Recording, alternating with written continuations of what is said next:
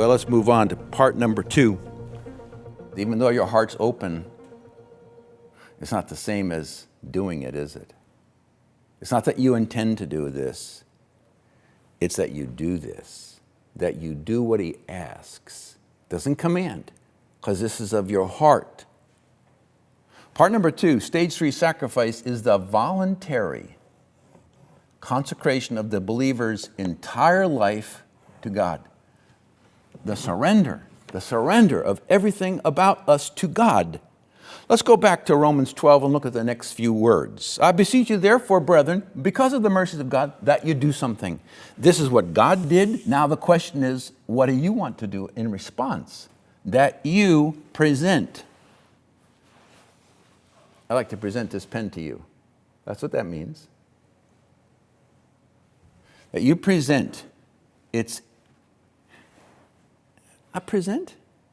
Yep, it means to set before, to place beside, to yield, to surrender,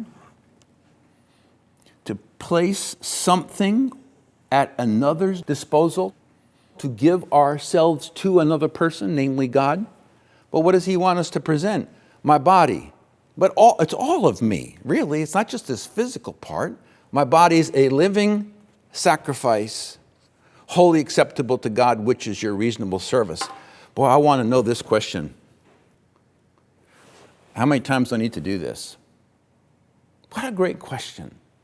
Well, thankfully, the Bible wasn't written in English.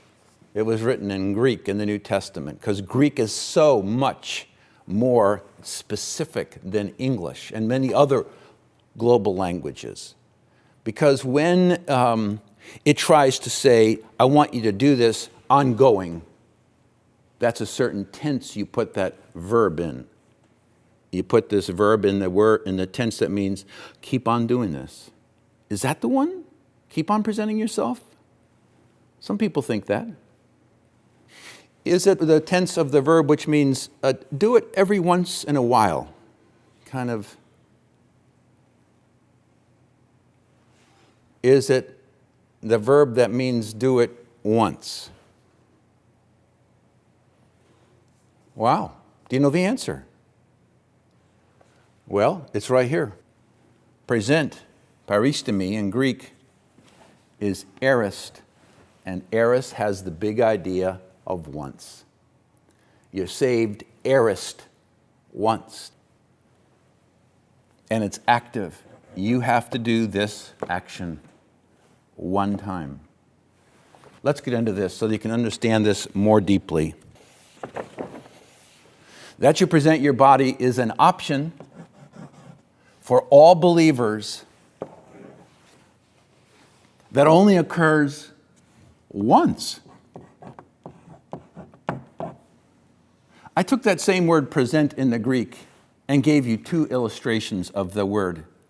Now, when the days of her purification according to the law of Moses were completed, Joseph and Mary brought Jesus to Jerusalem to present aorist, to present him to the Lord. The law said you got to bring your child and present it in the temple, the firstborn. They didn't go back over and over again and do this. They did it one time. Acts 9.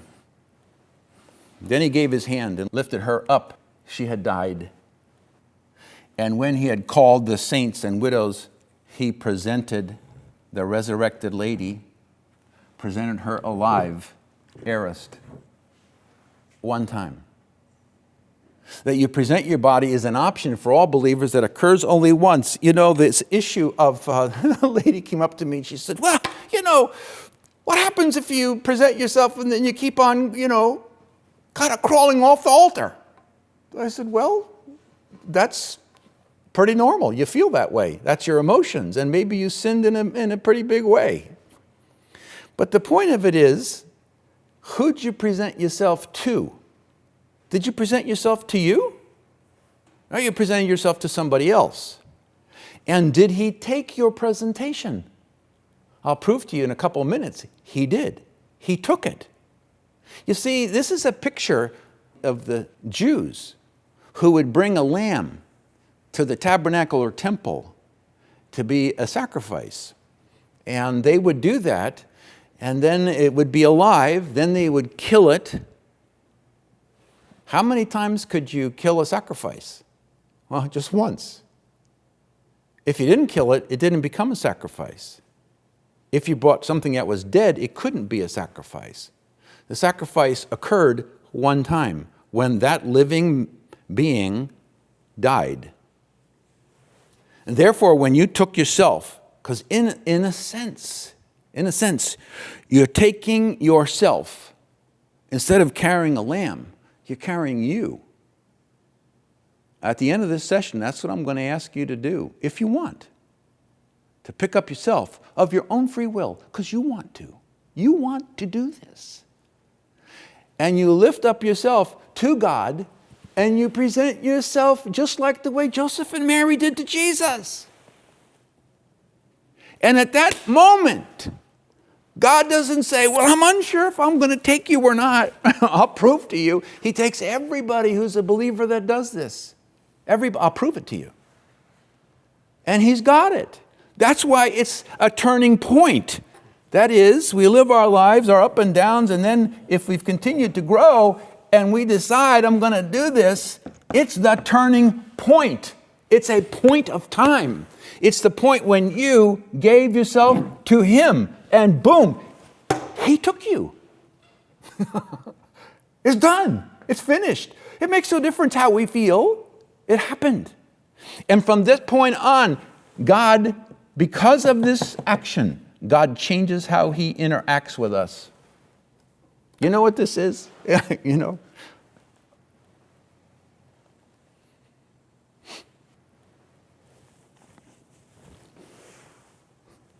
It's the surrender flag.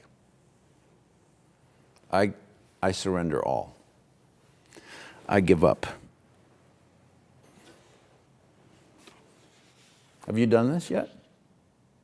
Likely that you haven't. It's okay. Could today be your time? Could it be the moment in which heaven has been waiting for you to make up your mind and open your heart? I hope so. Number 2, a living sacrifice means to die to this beast. He who's in the flesh cannot please God. In me dwells nothing good, nor can it be reformed. You say, I've had enough of the flesh. I've had enough of self. I'm dying to me, but you are alive to God. This is a contradiction. Living sacrifice. To be a sacrifice means you have to die.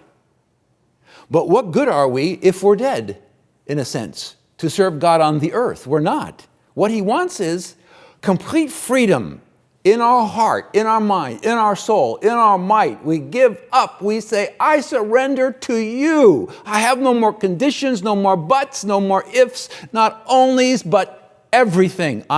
This is it. I'm crossing the line, the turning point. What's he want? What's the greatest commandment in the Old Testament? To love, Jesus is speaking, and to love God with all of my heart, with all of my understanding, with all my soul, with all my strength. And when you do that, then you're going to turn right around and love one's neighbor as oneself. It's more than the whole burnt offerings put together. It's more than all of this, because it's you and you are priceless. What does God want? For you to give all of you to him, because he gave all of him to you. My heart's overcome here. But I want to continue with you for a minute, and I want to walk over to our table and just wrap this session up. And then I'm going to ask you if you want to make up your mind to do this today. And when we get there, because this is a sacred moment, it's sacred, it's holy, I'm going to ask you to kneel, actually, wherever you are.